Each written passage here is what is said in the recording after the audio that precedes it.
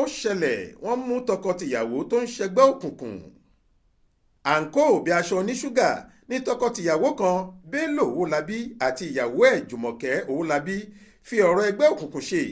bí ọkọ ṣe wà nínú ẹgbẹ́ náà bẹ́ẹ̀ níyàwó pàápàá jẹ́ ọmọ ẹgbẹ́ òkùnkùn, ṣùgbọ́n ọwọ́ àwọn agbófinró ti bà wọ́n. yẹ̀kínì kan kò sì lè yẹ àwọn méjèèjì yóò jọ márédè lọ síwájú adájọ́ ni nígbà táwọn ọlọ́pàá bá gbé wọn dé kóòtù láti ṣàlàyé ohun tó sún wọn dédìí ẹgbẹ́ tí kò bófin mu ọ̀hún. iléeṣẹ́ ọlọ́pàá ṣàlàyé pé àwọn tọkọ-tìyàwó yìí ló ṣe agbátẹrù àkọlù àti ìpànìyàn tó wáyé léraléra láàrin àwọn ọmọ ẹgbẹ́ òkùnkùn méjì nípínlẹ̀ Èkìtì láìpẹ́ yìí, èyí tó fa ikú mẹ́ta nínú wọn láàrin ọjọ́ mẹ́ta síra wọn nílùú Adó Èkìtì. wọ́n sọ eléyìí di mímọ̀ lásìkò tí wọ́n ń ṣàfihàn àwọn afurasí ọ̀daràn méjì náà àtàwọn afurasí ajínigbé, olè àtàwọn afipábánilòpọ̀ 15 mìíràn nílùú Adó Èkìtì lọ́jọ́rùú wẹ́sídẹ̀ẹ́ ọjọ́ 12 oṣù kẹrin ọdún yìí.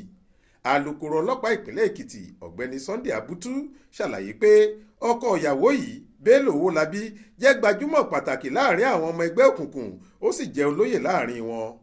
ọkùnrin tí wọ́n ń pè ní àwólù láàrin àwọn ọmọ ẹgbẹ́ òkùnkùn ọ̀hún ni wọ́n ló lu ìyàwó rẹ̀ lásìkò tí èdè àìyedè bẹ́ sílẹ̀ láàrin wọn tó sì dápà sí i ní gbogbo ara.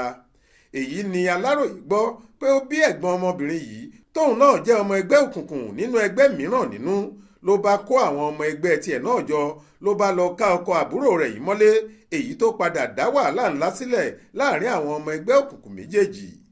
Abutu fi kún un pé àwọn afurasí ọmọ ẹgbẹ́ òkùnkùn ọ̀hún kò ní pẹ́ fojú balẹ̀ ẹjọ́. Taofeek Sodiq ló ṣàkójọ ìròyìn yìí fún iléeṣẹ́ tẹlifíṣàn Aláròyé online. Faith Adébọ́lá ló kà á sétí ìgbọ́ yín.